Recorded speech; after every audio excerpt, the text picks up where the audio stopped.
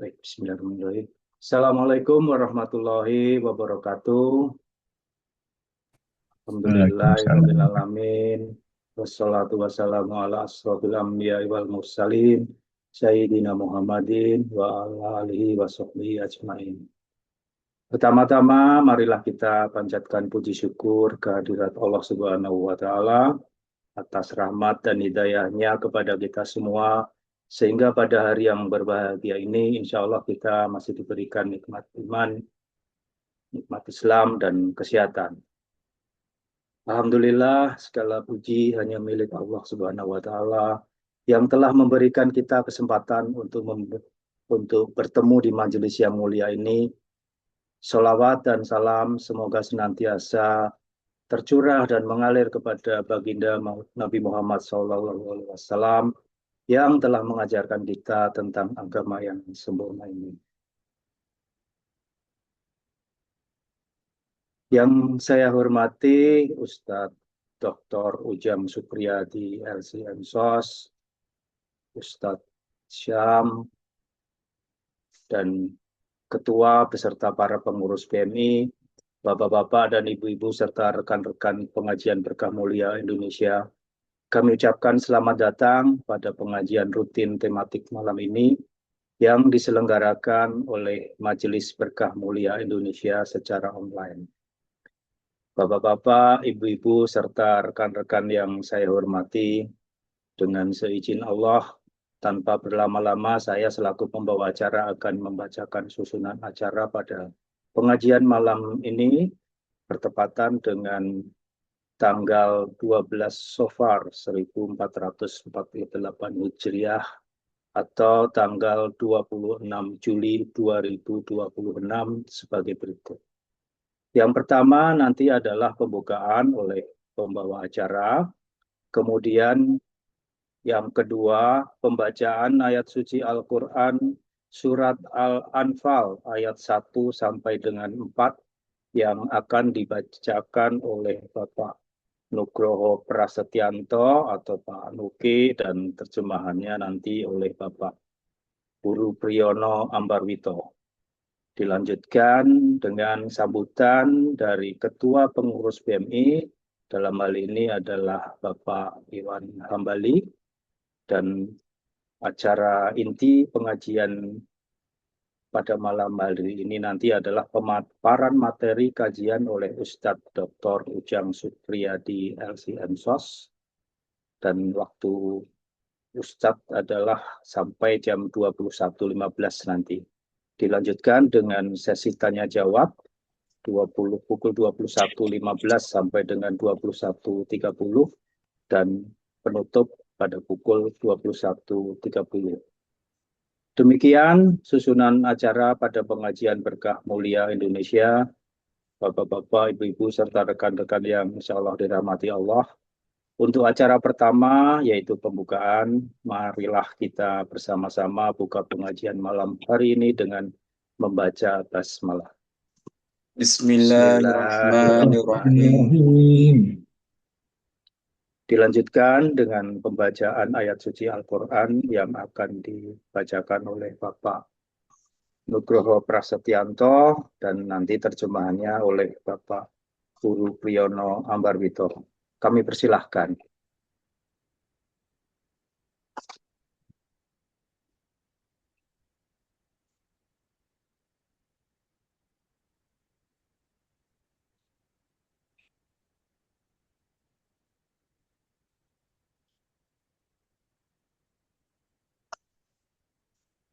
Internetnya kayaknya bermasalah, Ustaz. Ya, itu.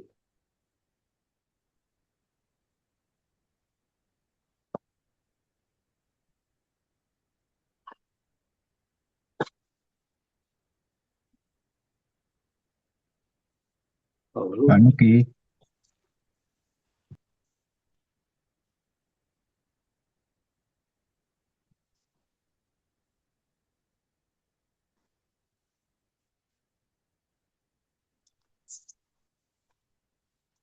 Skip dulu.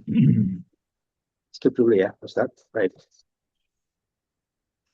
Baik, yang ketiga adalah sambil menunggu Pak Nuki ya, Pak Ustadz ya, mungkin kita lanjut di acara ketiga adalah sambutan dari Ketua Pengurus BMI. Saya ulang, sambutan dari Ketua Pengurus BMI dalam hal ini Bapak Iwan Hambali. Kami persilakan Pak Iwan. Jazakallah khair Pak Sri Sadono. Assalamualaikum warahmatullahi wabarakatuh. Waalaikumsalam warahmatullahi wabarakatuh. A'udzu billahi minasyaitonir rajim. Bismillahirrahmanirrahim.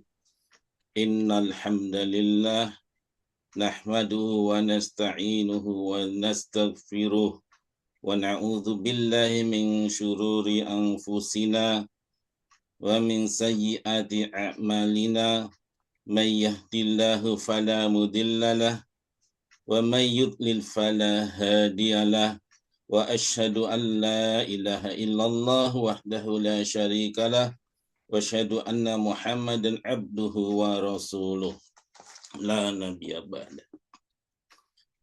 Yang kami cintai, kami sayangi, kami banggakan Ustadz Syam, Ustadz Dr. Ujang Supriyadi. Semoga Allah selalu melimpahkan keberkahan rahmatnya pada Ustadz Ujang Supriyadi beserta keluarga. Karena kita sangat menunggu ilmu yang nanti Ustadz Ujang akan sampaikan kepada kita.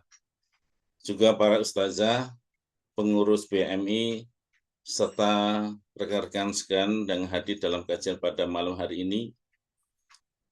Tidak bosan-bosannya saya menyampaikan yang pertama dan paling utama untuk selalu bersyukur pada Allah Azza wa Jalla karena begitu banyak nikmat yang kita rasakan, kita nikmati gratis dari Allah. Salawat serta salam semoga tersampaikan ke Nabi yang sangat kita cintai, Muhammad Sallallahu Alaihi Wasallam, beserta para keluarganya, para sahabatnya, dan semoga kita termasuk di dalamnya yang mendapatkan syafaat beliau nanti di yaumil akhir. Kali ini sambutannya agak santai saja, karena kita mau ngobrol soal makanan. Mungkin kalau yang pernah ke Tanah Suci, di sana ada satu makanan menu yang istimewa, yaitu daging unta. Apalagi pada bagian punuknya, itu Masya Allah, luar biasa. Itu makanan sultan itu, harganya paling mahal.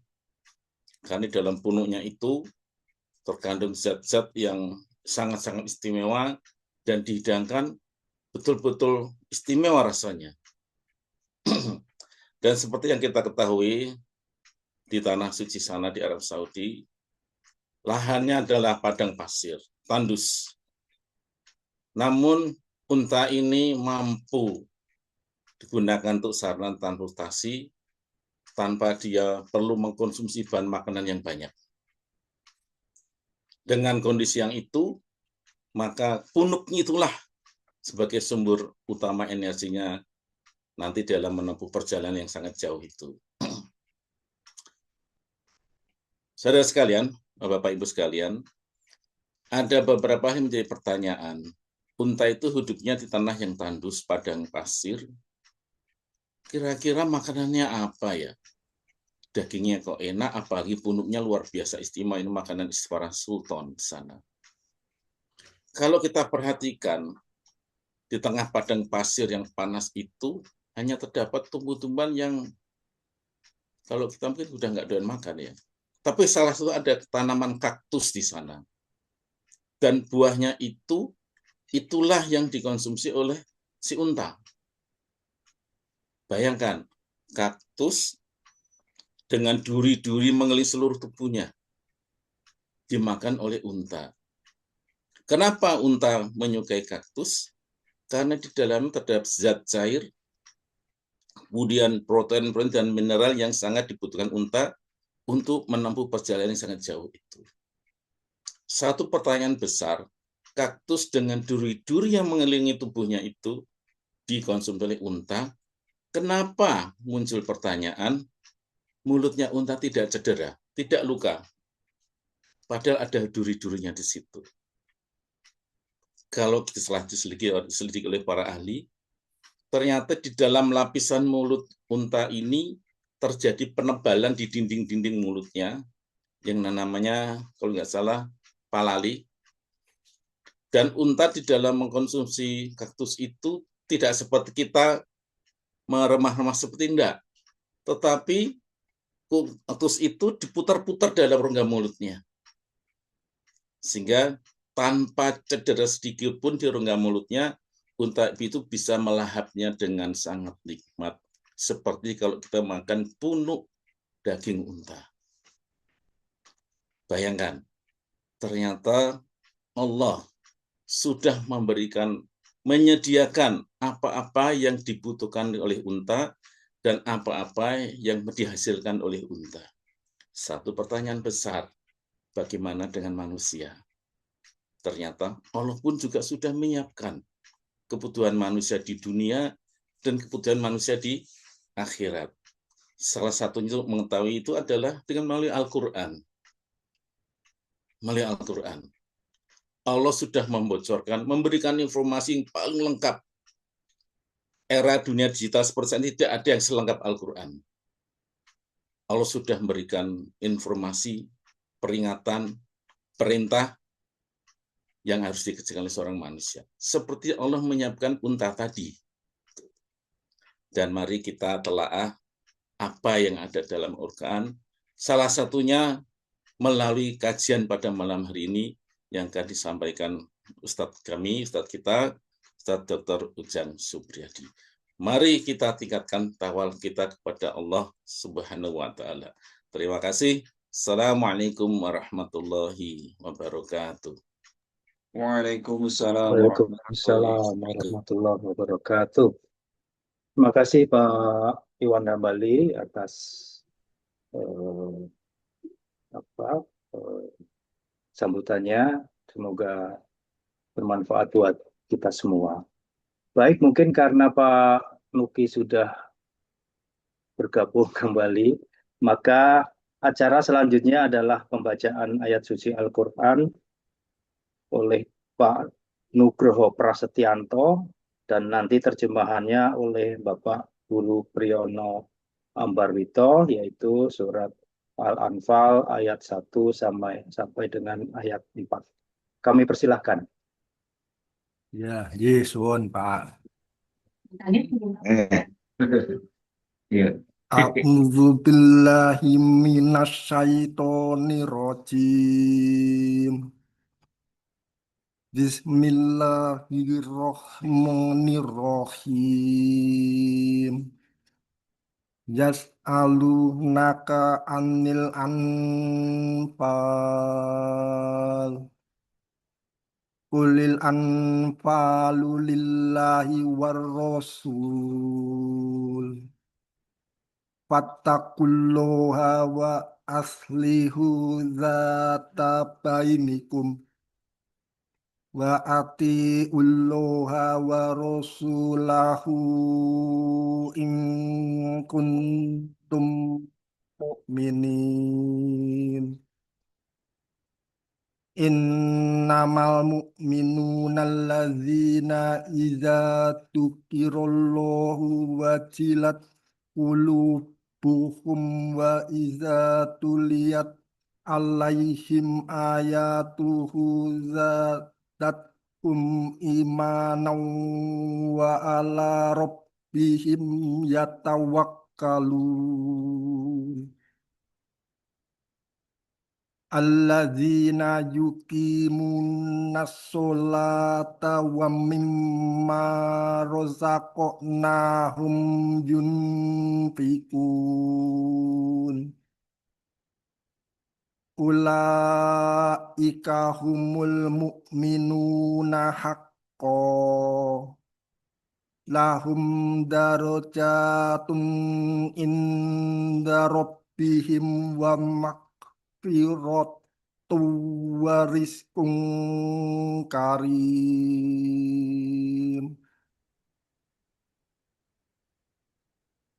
Aku berlindung kepada Allah dari godaan setan yang terkutuk. Dengan nama Allah yang Maha Pengasih, lagi Maha Penyayang. Mereka menanyakan kepadamu Muhammad tentang pembagian harta rampasan perang. Katakanlah, harta rampasan perang itu milik Allah dan Rasul, menurut ketentuan Allah dan Rasul-Nya. Maka bertakwalah kepada Allah dan perbaikilah hubungan di antara sesamamu, dan taatlah kepada Allah dan Rasul-Nya jika kamu orang-orang yang beriman. Sesungguhnya orang-orang yang beriman adalah mereka yang apabila disebut nama Allah, gemetar hatinya, dan apabila dibacakan ayat-ayatnya kepada mereka, bertambahlah kuat imannya dan hanya kepada Tuhan mereka bertawakal, yaitu orang-orang yang melaksanakan sholat dan yang menginfakkan sebagian dari rezeki yang kami berikan kepada mereka. Mereka itulah orang-orang yang benar-benar beriman. Mereka akan memperoleh derajat tinggi di sisi Tuhannya dan ampunan serta rezeki nikmat yang mulia. Maha benar Allah dengan segala firman-Nya. Assalamualaikum warahmatullahi wabarakatuh. Waalaikumsalam warahmatullahi wabarakatuh. Terima kasih Pak Nuki, Pak Uruf. Demikian tadi pembacaan ayat suci Al-Quran. Semoga dilimpahkan rahmat dan hidayah serta amal baik buat kita semua dan kita bisa mengambil hikmah dari setiap ayat yang telah dibacakan oleh beliau berdua. Amin. Amin. Ya Rabbal Alamin.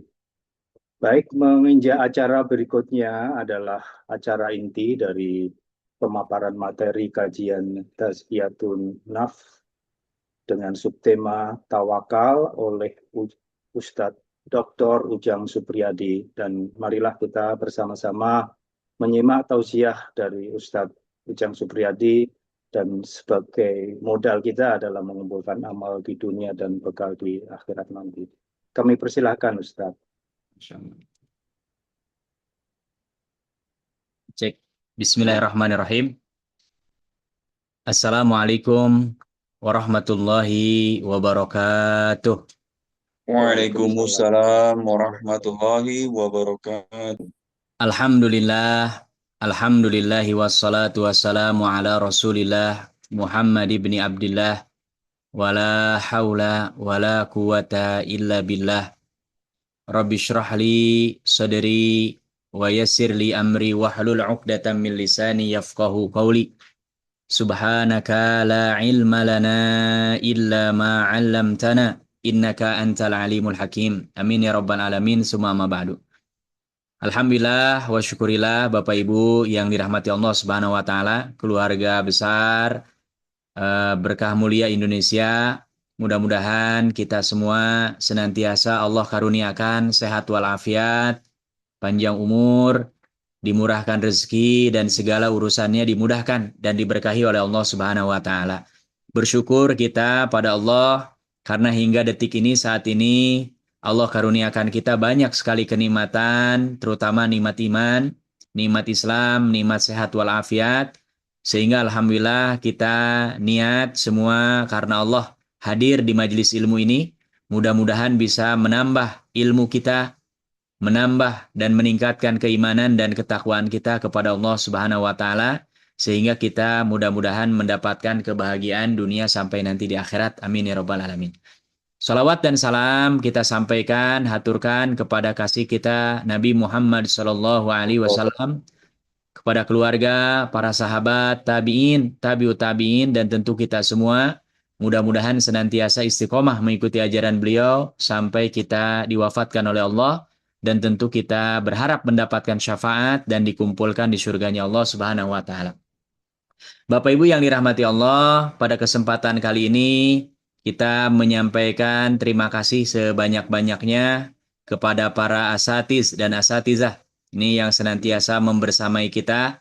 Yang hadir di sini ada Ustadz Syam, ya, para ustazah juga. Subhanallah, ini mudah-mudahan Allah karuniakan kesehatan, ya. Kemudian semuanya diberikan keberkahan oleh Allah Subhanahu wa taala. Juga terkhusus untuk para pengurus. Tadi Pak Iwan Hambali sudah menyampaikan sambutan dan semuanya mudah-mudahan ini senantiasa diberikan kemudahan dan keberkahan oleh Allah Subhanahu wa taala. Izinkan pada malam hari ini kita akan sama-sama belajar membahas tentang salah satu hal yang penting setelah syukur dan sabar dalam kitab Tazkiyatun Nafs adalah tentang at-tawakkul, yaitu bertawakal. Ini kalimat Bapak Ibu yang dirahmati Allah ringkas, pendek, tapi ini sebetulnya adalah bekal yang amat sangat kita butuhkan dalam hidup kita. Kalau tadi dalam mukaddimahnya Pak Iwan menyampaikan bahwa nutrisi yang dimakan oleh unta sehingga pundaknya terasa luar biasa adalah memakan kaktus, ya. Nah, hidup kita kalau ingin berkah, hidup kita ingin mendapatkan kemudahan-kemudahan dari Allah, di antaranya nutrisi yang harus kita punya selain sabar, syukur yang sudah kita bahas sebelumnya, yaitu kita harus senantiasa bertawakal kepada Allah Subhanahu wa taala. Nah, yang jadi pertanyaan, ma huwa tawakkul? Apa itu tawakal? Nah, pengarang kitab ini, Syekh Dr. Ahmad Farid, beliau mengatakan at-tawakkulu huwa, yang dimaksud dengan tawakal adalah sidqu i'timadil qalbi 'ala Allah azza wa jal. Yaitu ketika hati seorang hamba menyandarkan kepada Allah Subhanahu wa taala dengan sebenar-benarnya, dengan sungguh-sungguh. Ya. Jadi sandaran kita, hati kita hanya terpaut dan bersandar kepada siapa? Kepada Allah Subhanahu wa taala. Dan dalam sebuah hadis Rasulullah bahwa hati-hati kita ini berada dalam genggaman jari jemarinya Allah. Allah yang membolak-balikan apa? Hati kita. Nah, salah satu di antara nutrisi yang terpenting adalah harus i'timad. Ya, kita bersandar. Kita hanya terpaut dengan Allah. Kita bermohon kepada Allah. Untuk apa? Fistijlabil masalih. Ketika kita ingin mendatangkan maslahat, mengundang maslahat, menghadirkan maslahat, hal yang bermanfaat bagi kita, wadaf'il madar, dan mencegah hal-hal yang bisa menjadikan madarat dalam hal apa? Fi umuri dunya wal akhirah. Baik dalam urusan dunia dan juga terkait dengan urusan akhirat, ya. Nah, mudah-mudahan dari definisi ini Bapak Ibu yang dirahmati Allah tercerahkan, ya, bahwa tawakal itu senantiasa bersandar kepada Allah, berserah diri, ya, kepada Allah Subhanahu wa taala. Nah, namun dalam prakteknya, karena banyak orang yang salah memahami dan mempraktekkan terkait dengan apa? Nah, tawakal ini. Apa di antara dalilnya? Firman Allah Subhanahu wa taala di surah At-Talaq ayat yang kedua dan ketiga. Ini ayat yang populer, dikenal, ya. Hampir bahkan mungkin sebagian kita saking diulang-ulangnya yang tidak meniatkan menghafal pun sudah hafal ini kita punya ayat, ya. Apa kata Allah Subhanahu wa taala? A'udzu billahi minasyaitonir rajim. Bismillahirrahmanirrahim. Wa man yattaqillaha yaj'al lahu makhraja wa yarzuquhu min haitsu la yahtasib. Wa man yatawakkal 'ala Allahi fahuwa hasbuh. Masya Allah. Ini ayat yang subhanallah indah, luar biasa. Harusnya senantiasa memotivasi kita. Kita insya Allah mudah-mudahan Allah masukkan ke dalam orang-orang yang beriman dan bertakwa. Apa kata Allah? Wa may yattaqillaha yaj'al lahu makhraja. Dan siapa yang bertakwa kepada Allah, menjalankan apa yang diperintahkan oleh Allah, menjauhi segala yang dilarang oleh Allah, yaj'al lahu makhraja. Ini Allah akan memberikan, menjadikan segala urusannya ada solusi dan ada jalan keluarnya. Allah akan permudah. Ya, nah, bahasa yang terkenalnya apa, Bapak Ibu? Kita punya banyak kendala, tapi Allah Maha punya kendali. Kan kalau ada kendala, ada yang mengendalikan kan enak, ya kan? Nah, makanya kita harus bertakwa kepada Allah, nanti Allah yang akan mengendalikan. Kita butuh apapun, tiba-tiba ada aja, ya, caranya. Allah Maha segala-galanya. Dan lanjutannya apa? Wa yarzuqhu, tidak hanya Allah berikan solusi, tapi Allah akan berikan rizki. Makanya orang yang bertakwa jangan takut gak dikasih rizki oleh Allah. Karena kata Allah, wa yarzuquhu min haitsu la yahtasib. Allah akan memberikan rizki dari jalan yang tidak disangka-sangka. Dan ini ujung ayatnya yang terkait dengan tema bahasan kita. Wa may yatawakkal 'ala Allahi fahuwa hasbuh. Dan siapa yang bertawakal kepada Allah, berserah diri kepada Allah, bersandar seutuhnya kepada Allah, maka Allah yang akan memberikan kecukupan kepada orang yang bertawakal. Ya, jadi ini Bapak Ibu penting nih. Karena apa? Usaha kita, ya. Kita kan ada ungkapan yang terkenal, usaha tidak mengkhianati hasil. Nggak selalu. Nggak selalu. Karena ada orang sudah sungguh-sungguh paling maksimal, hasilnya nihil. Ada orang yang asal-asalan malah dapat hasilnya maksimal. Orang kalau tawakal, dia di jalan yang benar, gak rugi. Toh dia beramal, dia bekerja, dia melakukan sesuatu, sudah dapat pahala. Adapun hasil, yaitu memang hak prerogatifnya Allah Subhanahu wa Ta'ala. Ya. Jadi ini jaminan Allah Subhanahu wa Ta'ala. Saya menganjurkan Bapak Ibu ulang-ulang ini ayat. Terlebih ketika kita sedang down di bawah, ya. Selama kita bertakwa, bertawakal kepada Allah, hakul yakin, kita akan senantiasa mendapatkan pertolongan dari Allah Subhanahu wa Ta'ala. Makanya kata beliau dari ayat ini, faman haqqaqat taqwa wa tawakkul. Siapa yang bisa merealisasikan ketakwaan dan ketawakalan dalam hidupnya, iktafa bidzalika fi masalihi dinihi wa dunyah. Maka Allah akan mencukupkan untuk orang ini, akan banyak datang maslahat kebaikan, baik untuk agamanya maupun untuk urusan dunianya. Ya, jadi ini makanya tadi nutrisi yang amat sangat penting, suplemen yang penting dalam menjalani hidup, selain syukur, sabar, adalah senantiasa bertawakal kepada Allah Subhanahu wa Ta'ala. Makanya dalam sebuah hadis yang diriwayatkan dari seorang sahabat yang sangat dekat dengan Nabi SAW, dan beliau termasuk as-sabiqun al-awwalun, salah satu di antara khulafa ar-rasyidin yang 4, ya, adalah Umar bin Khattab radhiyallahu taala anhu wa radahu wa anis sahabati ajmain. Apa katanya? Anin Nabi sallallahu alaihi wasallam, Umar bin Khattab meriwayatkan sebuah hadis dari Nabi kita Nabi Muhammad sallallahu alaihi wasallam, qala, di mana beliau bersabda, "Lau annakum kuntum tatawakkaluna 'ala Allahi haqqa tawakkulihi." Seandainya kalian betul-betul bertawakal kepada Allah dengan sebenar-benar tawakal. Ya, karena nanti dalam prakteknya Bapak Ibu ada yang tawakal salah kaprah. Ya, ada yang tawakal ternyata nggak sempurna. Makanya tidak mendapatkan garansi dan jaminan dari Allah. Tapi kalau kita benar-benar tawakal, sebenar-benarnya tawakal, menyandarkan kepada Allah, setelah kita berikhtiar yang paling maksimal, apa jaminan dalam hadis ini? La razaqakum. Niscaya Allah pasti akan memberikan rizki kepada kalian. Nah, dan ingat, jangan persempit makna rizki. Karena rizki, kata para ulama, kullu ma yantafi'u bihin nas. Semua yang mendatangkan manfaat untuk manusia rizki. Oksigen, rizki. Ya kan? Kita bisa sholat, rizki. Bisa hadir di pengajian, rizki. Ini jangan dikira, ini lebih mahal. Ya, daripada dinar, dirham.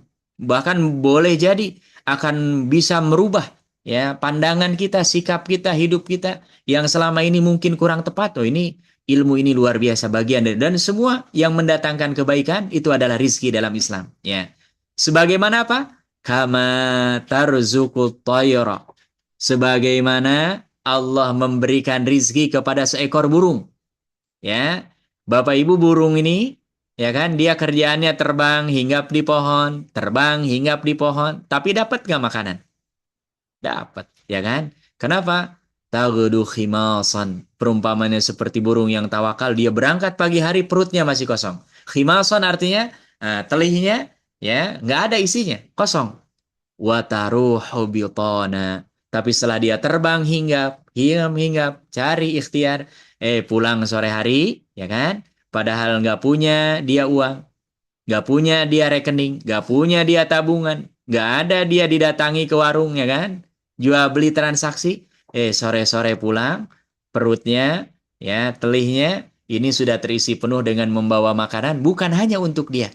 Kalau yang induknya kadang-kadang, justru juga dia mengantarkan rizki untuk anak-anaknya yang disuapi. Dan itu indah luar biasa. Sesekali Bapak Ibu yang dirahmati Allah, supaya kita benar-benar yakin dengan janji Allah. Perhatikan di sekeliling rumah-rumah kita, Kalau ada burung-burung apalagi yang dia sedang memakankan anaknya dengan makanan-makanan yang dia peroleh. Ini sebetulnya apalagi toh kita hamba Allah berusaha menjaga hak-hak Allah, berusaha menjalankan kewajiban-kewajiban kita kepada Allah, maka kayaknya nggak masuk akal. Bahkan mustahil kalau Allah tidak menjaminkan rezekinya untuk kita. Apalagi kita kerja, apalagi Allah kita karuniakan dengan akal. Apalagi Allah berikan kita bahkan kelebihan keterampilan-keterampilan yang nggak mungkin nampaknya kalau kita tidak lebih Allah jaminkan ketimbang seekor burung. Nah, makanya kata beliau dari hadis ini, ya, hadzal hadis aslun fit tawakkul. Hadis ini adalah hadis yang sangat dasar untuk menjelaskan bagaimana hakikat daripada apa? Bertawakal kepada Allah Subhanahu wa taala. Kenapa? Karena ini gambarannya jelas ya, bahkan memberikan gambaran dengan seekor burung ya kan. Nah, ini sudah amat sangat jelas dalam memberikan penjelasan kepada kita ya, dan ini bisa dibaca dari hadis ini bahwa di antara sebab yang bisa mengundang rizki bukan hanya kita kasab, bukan hanya kita keluar dari rumah, tapi salah satu di antaranya yang menyempurnakan adalah dengan kita senantiasa bertawakal kepada Allah Subhanahu wa taala dengan menyandarkan berserah diri seutuhnya kepada Allah Subhanahu wa taala. Di antara doa yang dibaca adalah hasbunallah wa ni'mal wakil, ni'mal maula wa ni'man nasir. Ini yang dulu dibaca oleh Nabi Ibrahim dan juga dibaca oleh Nabi Muhammad SAW, bahkan dalam keadaan yang sangat terhimpit dan terjepit sekalipun, datanglah pertolongan Allah Subhanahu wa taala.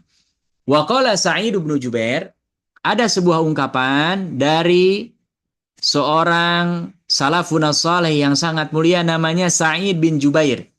Ya, ini subhanallah termasuk di antara orang soleh yang luar biasa.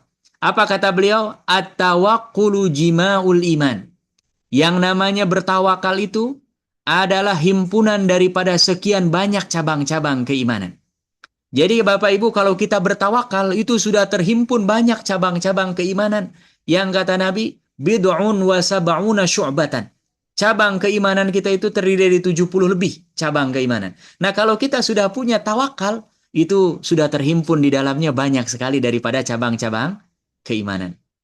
Wa tahqiqut tawakkul. Nah, ini catatannya ini yang paling penting ya.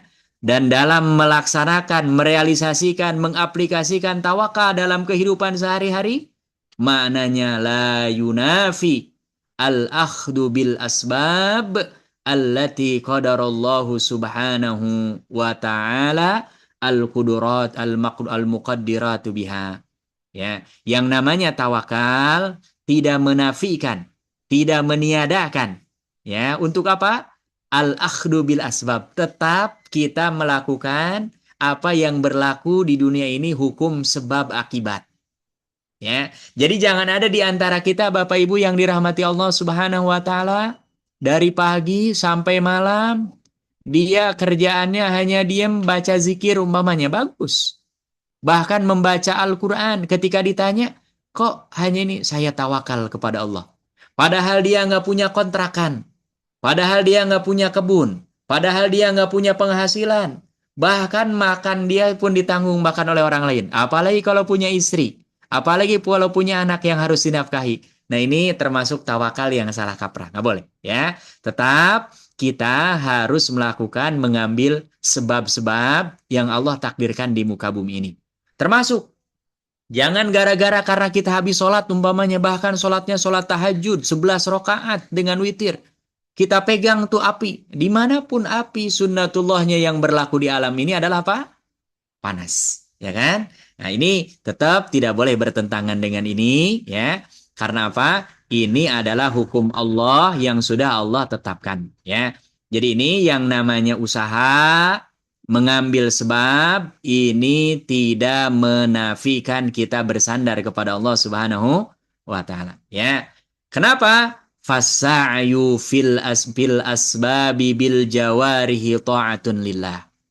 Karena kita mengambil sebab, melakukan sesuatu ketika lapar makan, ini juga bagian daripada ketaatan kepada Allah.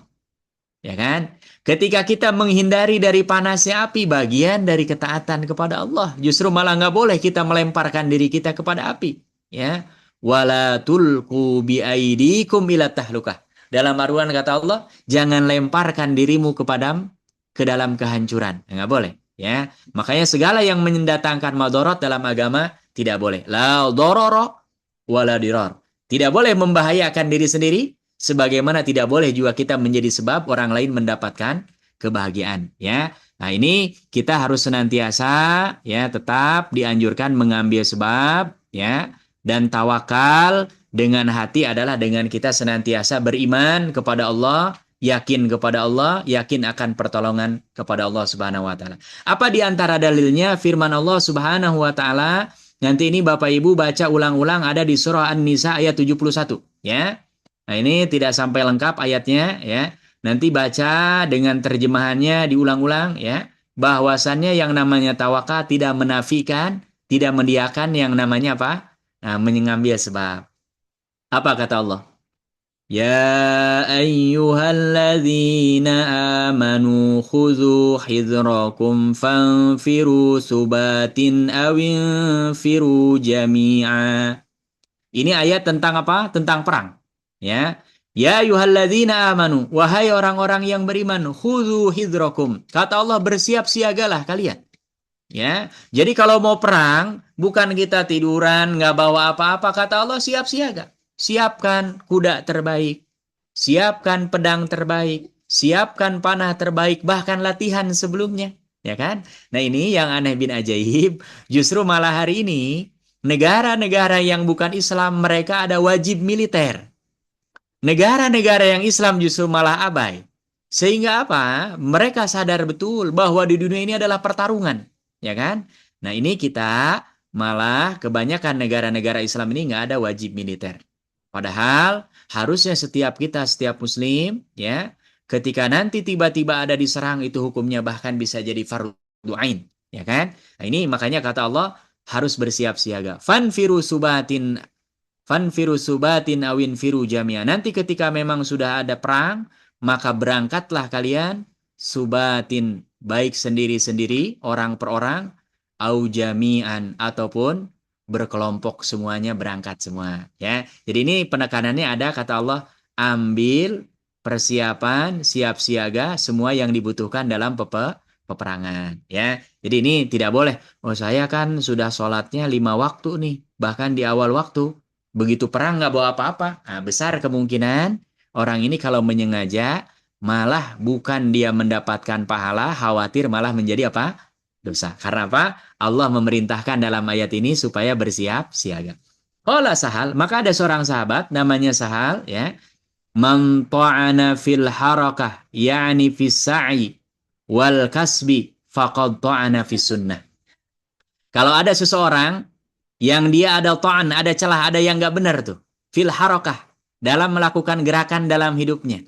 Fis sa'i, dalam sa'i, mencari kasab, ini pokoknya aktivitas hidupnya, ada yang bermasalah. Artinya apa? Tawakal tapi tawakalnya nggak benar. Faqad ta'ana fis sunnah. Maka dia disangsikan. Ada yang nggak beres dalam apa? Mengikuti sunnah Nabi Muhammad SAW. Ya, nggak boleh. Kita, Nabi, lihat Bapak Ibu, kemarin banyak ceramah khususnya di awal bulan Muharram, ya, di bulan Muharram, sepanjang bulan Muharram, tema terkait dengan peristiwa hijrahnya Nabi. Nabi mau hijrah, pertama nyiapin unta terbaik. Nabi mau hijrah, menyuruh Ali bin Abi Thalib supaya tidur di tempat tidurnya Nabi. Ini strategi, ini bagian daripada apa? Menghadirkan sebab. Nabi SAW menyewa ad-dalil, petunjuk jalan. Siapa namanya? Abdullah bin Uraikid. Nabi bahkan menyewa orang supaya datang dengan segerombolan domba. Ya, jalan setelah Nabi. Yang bernama Amir bin Fuhairah. Bahkan Nabi menyuruh, ya, Abu Bakar supaya putrinya Asma binti Abi Bakar itu yang mengantarkan makanan ke tempat Nabi bersembunyi. Ini semua tidak menafikan kita tidak, oh Nabi berarti tidak tawakal kepada Allah. Justru itulah contoh dari Nabi bagaimana tawakal yang sebenarnya, ya. Jadi kalau ada di antara kita serampangan dalam bab tawakal, saya kan udah nggak perlu makan nih, udah nggak perlu kerja, orang sholatnya aja udah rapi, nggak bisa. Tetap kita wajib kasab, kerja, cari nafkah. dengan bekerja, bisnis, usaha, apapun. Dan ini insya Allah juga dapat pahala. Wa man ta'ana fit tawakkul. Dan kalau ada orang yang ada celah, ya gagal paham dalam bab tawakal, faqad ta'ana fil iman. Maka orang ini juga pasti ada masalah dalam bab apa?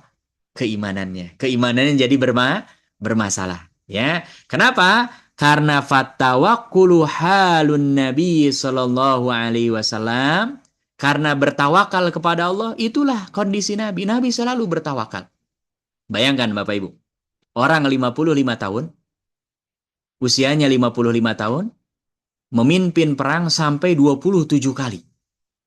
Ya, beliau turun tangan langsung. Dan Nabi SAW, semua peperangannya, kecuali perang Hunain, itu jumlahnya selalu 3 kali lipat lebih sedikit daripada musuh. Ya, tapi alhamdulillah dengan izin Allah, selalu Allah berikan kemenangan demi kemenangan. Tapi yang aneh bin ajaib, ya, dan ini Allah Subhanahu wa taala singgung dalam Al-Qur'an supaya kita ingat-ingat bahwa kita menang. Kita diberikan kemudahan oleh Allah, tidak serta-merta karena usaha kita yang paling maksimal. Kebanyakan adalah justru karena pertolongan Allah. Makanya kita baru bertawakal, ada satu peperangan, jumlah kaum muslimin lebih banyak berlipat daripada musuh, yaitu perang Hunain setelah peristiwa Fatu Mekah, karena banyak yang berbondong-bondong. Yadkhuluna fi dinillahi afwaja, jumlah kaum muslimin berlipat banyak, tapi keimanan mereka belum kuat, malah dalam perang Hunain ini kaum muslimin kalah telak.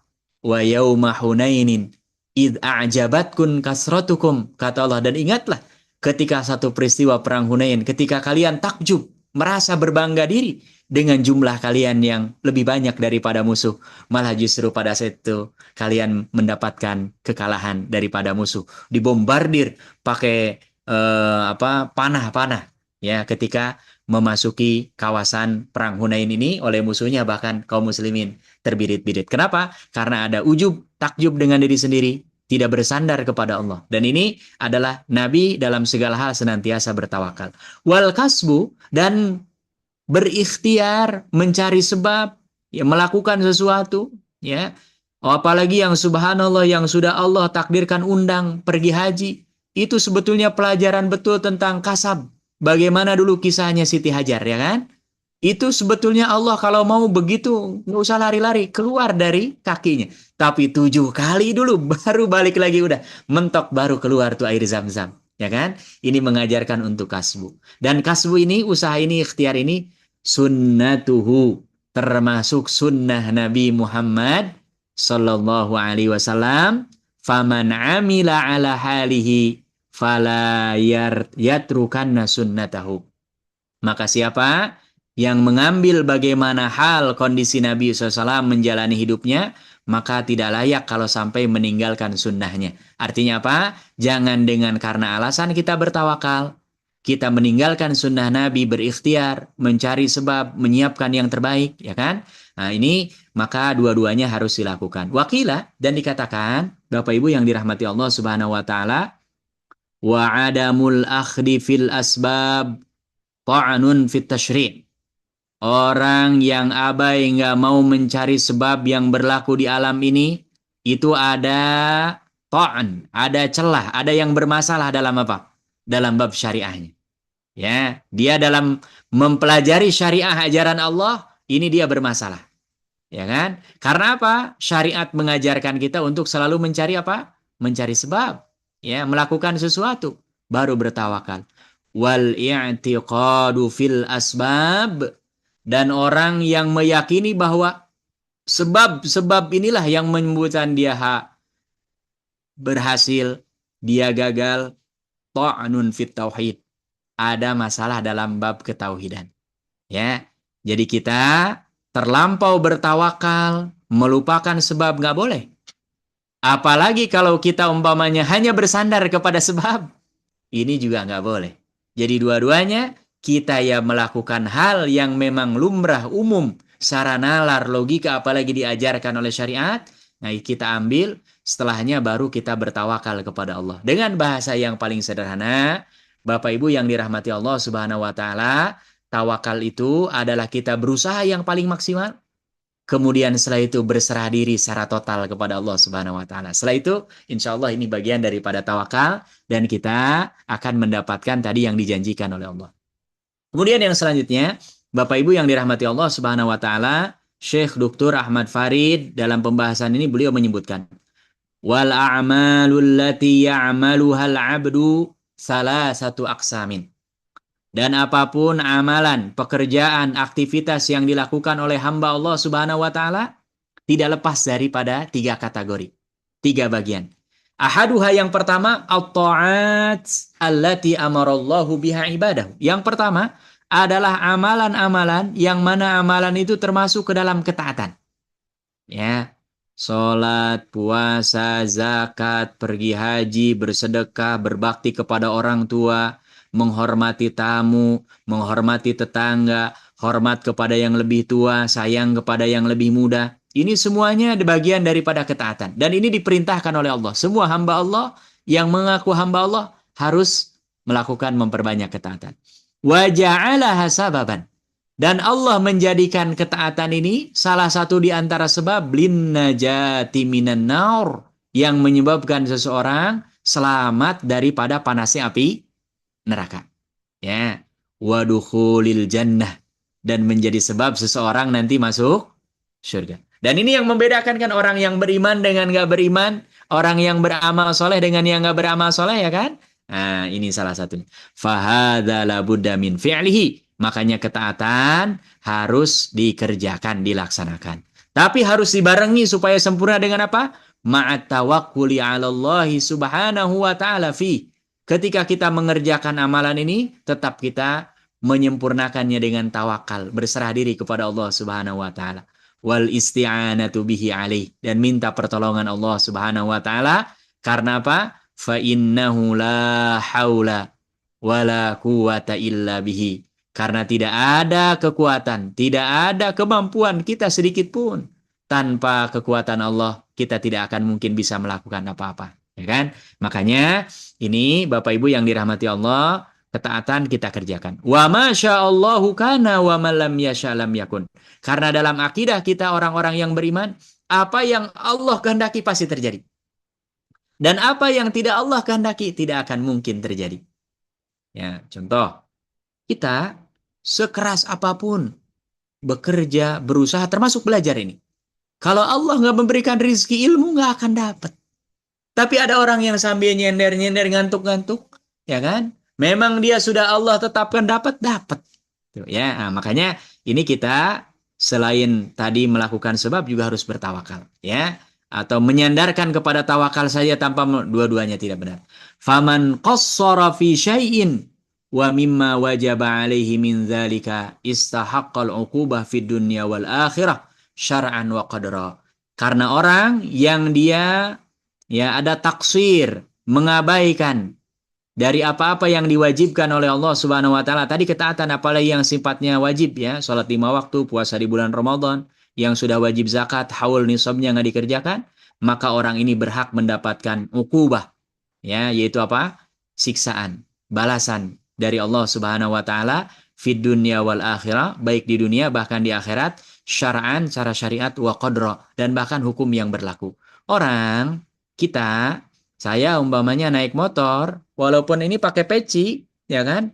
Ketika jatuh kena aspal, nggak gara-gara pakai peci karena dipakai sholat, ya nggak ada jaminan kalau kepalanya nggak bocor, ya kan?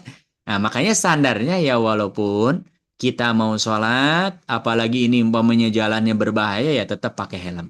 Ya, kita kalau mobil tetap pakai seatbelt, ya kan? Itu bagian daripada apa? Tawakal kepada Allah dan menyempurnakan ikhtiar kita, ya.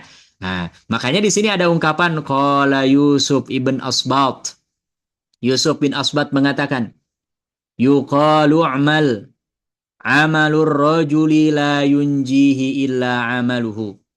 Dikatakan wahai seseorang bekerjalah, beramallah, ya. Karena tidak ada yang bisa menyelamatkan kecuali adalah amalannya sendiri, pekerjaannya. Jadi kita kalau beramal seolah-olah amalan kita nih yang akan menyelamatkan kita. Wa tawakkal katawakkuli rajulin la yusibuhu illa ma kutibalahu. Tapi di satu sisi dia harus bertawakal, berserah diri, seperti seseorang yang dia tidak akan menimpa terjadi kepadanya kecuali apa yang sudah ditetapkan oleh Allah, yang sudah dicatat oleh Allah. Ya, jadi Bapak Ibu, kalau secara ikhtiar kita paling maksimal. Toh orang sekalipun pakai helm ya takdirnya meninggal kepalanya pecah-pecah. Tapi dia sudah dapat pahala apa? Dia sudah melakukan sebab, dan itu dianjurkan, ya. Apalagi yang terkait dengan ketaatan-ketaatan ini sudah barang tentu ada aturannya, ada syarat dan ketentuannya, ya. Jadi ini bagian yang pertama adalah terkait dengan ketaatan. Yang kedua, al-qismus tsani, bagian yang kedua, ma ajrallahu al-'adata bihi fid dunya wa amara ibadahu bita'atih, adalah sesuatu yang berjalan Allah tetapkan di muka bumi ini menjadi adat, kebiasaan. Adat kebiasaan itu maksudnya apa? Kalau dari atas ke bawah jatuh pasti. Ya, Bapak Ibu, kita umpamanya lompat, ya pasti jatuhnya nggak mungkin ke atas, pasti kemana? Ke bawah. Nah itu adat tuh, hukum yang berlaku. Ya, atau mungkin dalam bahasa ilmiahnya hukum kausalitas, sebab akibat. Atau teori orang kalau jatuh ya pasti ke bawah, lompat ke atas. Nah ini berlaku di dunia.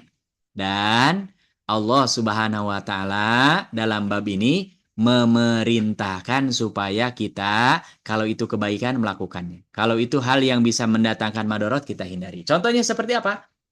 Kal akli indal ju'i.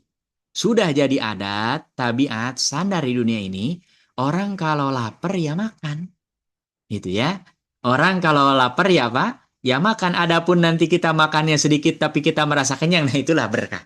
Itulah rizki min haitsu la yahtasib. Tapi kita normalnya ya sunnatullahnya yang berlaku di alam ini, untuk menghindari yang namanya al-ju', maka harus dia al-aklu, makan. Wa syurbu indal atash, orang kalau haus harus minum. Wal istidlalu anil harri, dan ketika panas menyengat maka dia harus mencari tempat berteduh. Wat tadaffu minal bardi, dan ketika kita merasakan hal yang dingin maka kita harus nyari penghangat, ya.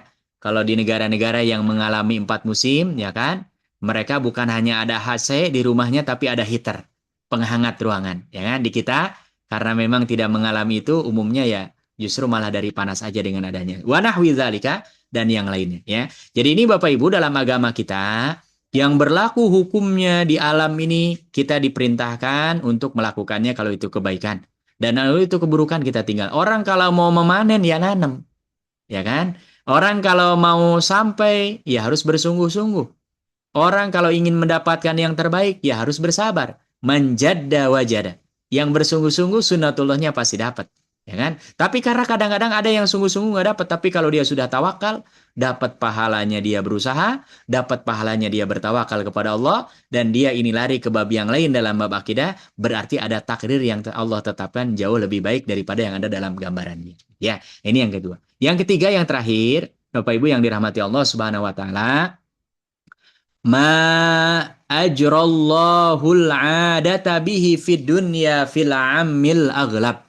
Sesuatu yang Allah jadikan kejadiannya di dunia ini secara kebiasaan, secara adat, ya. Itu yang berlaku umumnya seperti itu. Ya. Contohnya misalkan orang kalau minum air nggak direbus, umumnya sakit perut. Apalagi umpamanya kotor, apalagi umpamanya kayak di kota kayak gini nggak layak diminum. Nah ini a'amul aglab. Besar kemungkinan kalau dilakukan pasti sama begitu. Ya. Orang secara umum umpamanya kalau makan cabai kebanyakan pasti sakit perut, walaupun ada orang-orang tertentu malah kebal. Ya, saya Masya Allah, ada orang-orang yang sekali nyambel tuh sampai sekilo gitu. Kalau kita kan udah pasti secara umum itu kalau yang nggak normal orang sakit perut, berbahaya, ya, bahkan bisa sampai nanti merusak ususnya, ya. Nah ini bagaimana kalau yang seperti ini? Wa qad yakhriqal 'adah, dan bahkan kadang-kadang ada yang keluar dari kebiasaan. Contohnya seperti siapa? Nabi Ibrahim alaihissalam dilempar ke dalam api yang panas, menyala-nyala, kebakar apa Bapak Ibu? Nggak kebakar. Ya, kenapa? Ini khariqun anil adah, keluar dari adat kebiasaan. Ya, nah ini jangan kita, oh saya ngikutin sunnah Nabi Ibrahim, malah sengaja tuh lari ke kompor gas, dimasukin tangannya. Nah ini salah kaprah ya, karena ini apa?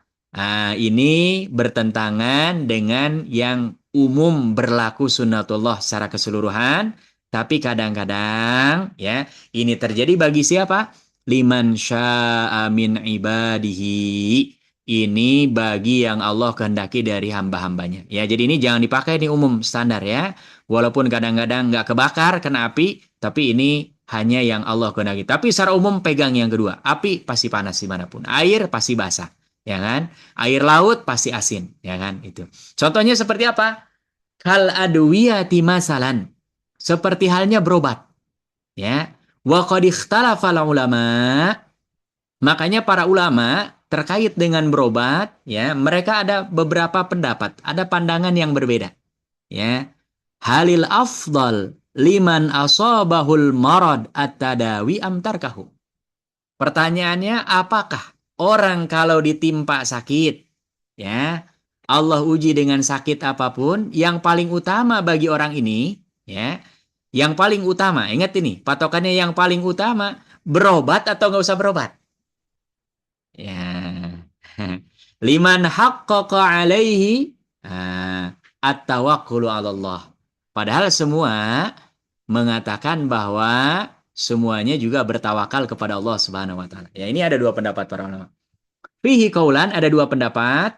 Masyhuran, dan ini pendapat ini bukan pendapat yang tidak dikenal tapi sangat dikenal, ya. Wa zahiru kalamil Imam Ahmad.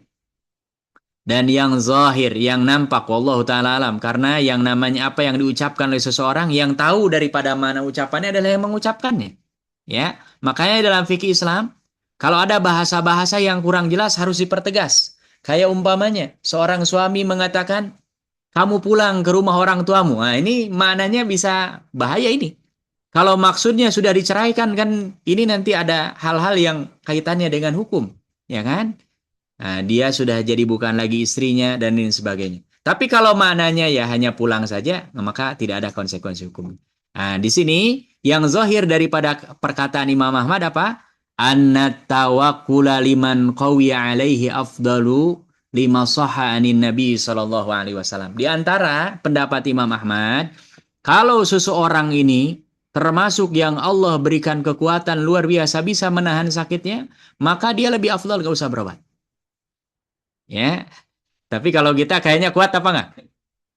Kita mah dikit-dikit sakit yang diingat bukan Allah, dokter ya kan? Nah, repot kalau begini. Ya, ada sahabat Nabi ya yang sakit menahun, nggak bisa jalan, nggak pernah sekalipun saking malunya kepada Allah minta kesembuhan, nggak pernah. Ya, masya Allah. Makanya ini ada salah satu di antara pendapat kaul ya, ungkapan Imam Ahmad yang paling utama orang kalau kuat, dia bertawakal kepada Allah. Nggak usah buru-buru berobat, gitu ya. Kenapa? Lima sahanin Nabi Sallallahu Alaihi Wasallam. Karena ada sebuah hadis yang sahih dari Nabi Sallallahu Alaihi Wasallam. Ini derajat orang yang keimanannya tinggi. Kata Rasulullah, yadukhulul jannata min ummati. Masuk surga dari umatku nanti di hari kiamat sab'una alfan. Jumlahnya hanya ada 70.000. Bigoiri hisab. Ini masuknya tanpa dihisab. Jadi udah masuk aja, udah nggak ditanya-tanya, udah langsung masuk. Siapa itu? Summa qala humul ladzina la yatatayyarun wa la yastarqun. Mereka yang tidak pernah mengundi nasib dengan burung, ya. Karena dulu Bapak Ibu, secara sosial orang-orang Arab punya keyakinan kalau mau musafir khususnya, itu mereka lepas burung. Kalau burungnya terbang ke kiri mananya ini, terbang ke kanan ini. Kan repot kalau begini. Saya umpamanya punya kerjaan, mau pergi. Burungnya malah, oh nggak boleh, nggak jadi kerja nih. Ya kan? Dan itu dijadikan patokan mereka. Pokoknya burungnya ke sini, oh ini tandanya naas. Burungnya ke sini, oh tandanya sukses. Nah ini nggak boleh. Ya. Wala yastarqun, dan mereka yang tidak pernah minta diruqyah. Kita kalau umpamanya kesurupan ini, berhari-hari ya kan, pasti minta diruqyah. Tapi orang yang tawakalnya tinggi, ini mereka tidak pernah minta diruqyah. Ya, wala yaktawun, ya, dan tidak berobat dengan menggunakan apa, setrika. Jadi dulu pengobatan kalau sekarang kan ada operasi tuh. Kalau dulu disetrika. begini. Dan ini di setrika ini subhanallah sakitnya luar biasa ya kan. Dan yang terakhir wa ala rabbihim yatawakkalun. Tapi mereka senantiasa bertawakal kepada Allah. Yang seperti ini Bapak Ibu adalah imannya tingkatan orang-orang yang paling tinggi ya. Tapi kalau ada di antara kita mau ngambil pendapat ini silahkan. Mau sakit nggak berobat silahkan. Tapi jangan sudah sakit nggak berobat ngeluh pula. Nah ini jangan ini ya kan. Nah ini adalah pendapat yang pertama. Waman rajjahat tadawi, dan juga ada yang merojihkan menguatkan, dan ini nampaknya yang umum jumhur ulama ya menganjurkan ya kita kalau berobat ya kalau sakit ya berobat. Kenapa? Qala innahu halun nabi sallallahu alaihi wasallam. Karena itulah adalah kondisi kebiasaan Nabi, praktek Nabi, kehidupan Nabi. Alladzi kana yudawimu alaih, yang beliau dawamkan terus-menerus. Nabi sakit berdoa. Bahkan Nabi kan pernah Bapak Ibu kalau baca sababun nuzul daripada surah Al-Ikhlas, Al-Falaq, An-Nas ya kan? Itu salah satunya Nabi kan kena sihir. Bahkan Nabi pernah diracun ya kan? Karena apa? Diberikan makanan. Nah, Nabi ketika terjadi itu ya melakukan at-tadawi, berobat ya kan? Wa huwa la yaf'alu ilal afdal. Dan kalau itu yang dilakukan Nabi dipahami oleh para ulama itu berarti ya pilihan yang terbaik ya. Wa hamalal hadis anir ruqa al makruhah. Dan adapun para ulama memahami hadis yang tadi disebutkan ya, bahwa ruqyah yang tidak boleh itu adalah ruqyah yang makruh. Ya, makanya ruqyah Bapak Ibu harus jelas. Yang dibaca harus ayat-ayat Al-Qur'an. Harus doa-doa maksur dari Nabi, ataupun kalau doa yang dikarang sendiri harus jelas maknanya. Jangan seperti yang umum di kita, bim salabim ada kadabra, apa itu artinya coba? Nggak boleh tuh orang kalau umpamanya ada yang diruqyah, bacaannya nggak jelas, kita nggak tahu, ya kan? Bukan ayat-ayat ruqyah, ini nggak boleh. Ya, karena apa? Nanti begitu orangnya kena sihir umpamanya, atau orangnya yang tadinya kena sambet, tiba-tiba dia sembuh, seolah-olah dengan bacaan-bacaan ini, nanti seolah-olah akan ini. Padahal itu semuanya dari Allah Subhanahu wa Ta'ala. Ya, jadi ini ada pendapat, nah kita nampaknya secara umum lebih cenderung kepada pendapat yang kedua. Apalagi sekarang sudah ada yang namanya ilmu kedokteran, ilmu medis, ya kan? Yang secara empiris bahkan bisa dipertanggungjawabkan, ya kan? Kecuali memang nanti ya selalu saja ada oknum-oknum yang melakukan mal-mal praktek, ya. Nah, ini di luar tentu kalau yang tahu begitu ya harus kita hindari dan kita tinggalkan. Tapi nampaknya mayoritas para ulama ini lebih cenderung ke pendapat yang kedua, kalau berobat, ya, kalau sakit kita berobat dan itu tidak menafikan kita bertawakal kepada Allah Subhanahu wa Ta'ala. Kemudian yang terakhir Bapak Ibu yang dirahmati Allah Subhanahu wa Ta'ala, wasu'ila Ishaq ibnu Rahawai.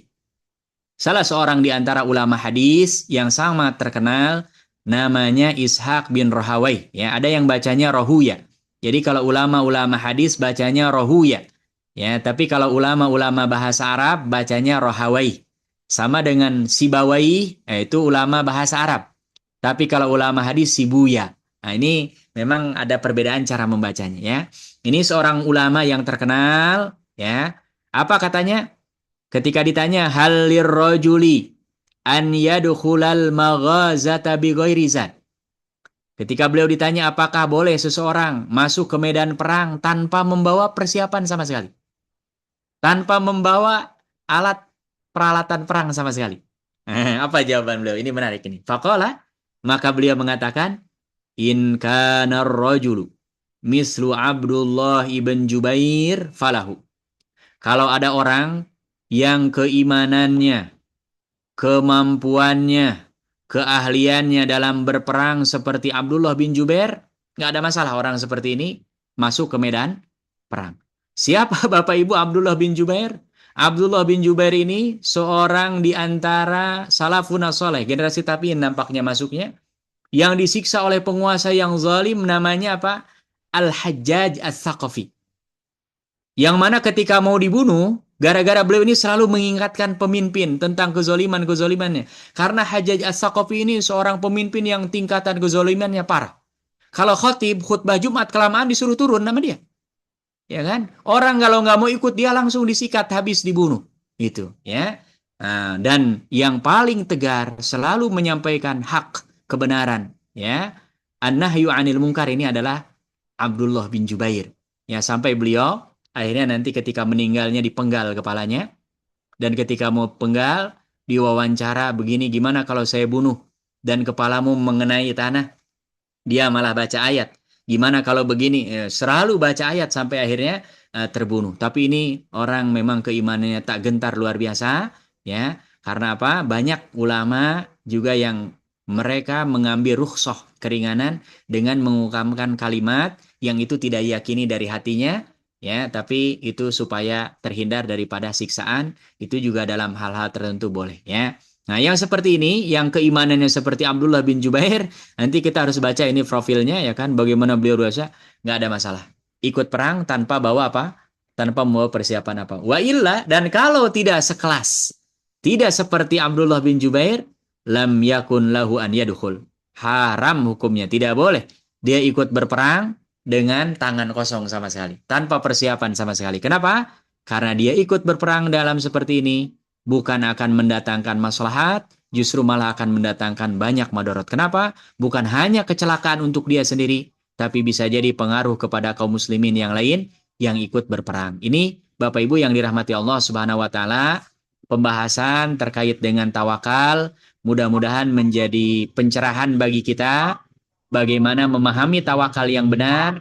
Yang pertama adalah senantiasa bersandar dengan sungguh-sungguh, hati kita yakin kepada Allah Subhanahu wa taala, pertolongannya, petunjuknya, ya. Tapi di sisi lain kita tidak boleh meninggalkan yang namanya hal-hal yang memang disyariatkan, dianjurkan, apalagi diperintahkan untuk kita lakukan di dunia ini, karena kedua-duanya insya Allah juga akan mendapatkan pahala dari Allah Subhanahu wa taala. Mudah-mudahan tidak ada lagi di antara kita yang pergi ke masjid, kemudian motornya sengaja malah kuncinya digantung, ditinggalkan. Ketika ditanya, kenapa Pak? Nah, tawakal. Nah, ini salah kaprah. Atau ada di antara kita yang udah tahu dia punya penyakit asam urat, malah kerjaannya makan kol, apalagi melinjo, ya kan? Nah, ini dia sudah justru malah mencelakakan dirinya sendiri. Atau ada di antara kita umpamanya sudah diingatkan oleh dokter, Bapak ini ada penyakit ini, maka makanan yang termasuk sebisa mungkin dihindari, bahkan nggak boleh sama sekali, terus kita malah lakukan sehingga kita jatuh sakit lagi. Nah, ini adalah tawakal yang tidak benar, karena tawakal yang benar adalah kita berikhtiar yang paling maksimal. Setelah itu kita berserah diri kepada Allah secara total, dan mudah-mudahan sebagaimana janji Allah, Allah akan senantiasa memberikan kemudahan-kemudahan, keberkahan-keberkahan, dan bahkan kelebihan-kelebihan kepada orang-orang yang senantiasa bertawakal kepada Allah Subhanahu wa taala. Ini saja yang bisa disampaikan, mudah-mudahan bermanfaat, mudah-mudahan mendatangkan pencerahan bagi kita, dan yang paling penting mudah-mudahan bisa kita praktekkan dan kita amalkan menjadi panduan dalam hidup kita supaya hidup kita selamat di dunia sampai nanti di akhirat. Amin amin ya rabbal alamin. Barakallahu fikum. Dikembalikan kepada MC Pak Sri Sadono, ya. Mudah-mudahan nanti kalau ada yang ingin menyampaikan, termasuk sharing, berbagi cerita, ataupun pengalaman, ataupun yang ingin, mudah-mudahan nanti mungkin ada pertanyaan, boleh disampaikan, mudah-mudahan nanti berkenan bisa, kalau ada yang bisa dijawab, dijawab. Wallahu ta'ala a'la wa alam, barakallahu fikum, wa jazakumullahu khairan katsira. Nah,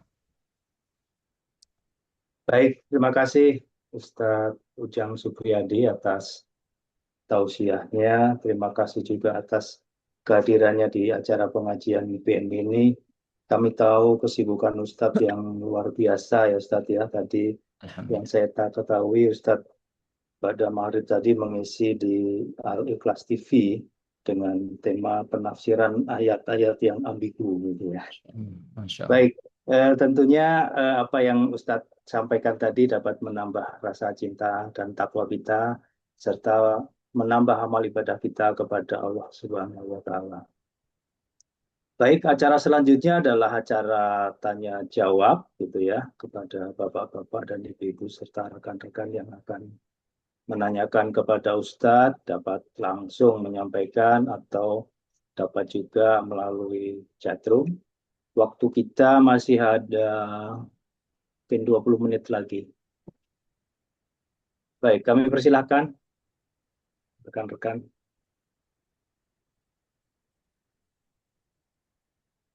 Mas Dimas. Pak Rindra, Ya. Mas Juner, Ada silakan. pertanyaan atau takut dapat Ada hadiah semua ini? pertanyaan? Karena biasanya yang nanya dapat hadiah ini door prize. Pak Solihul Hadi,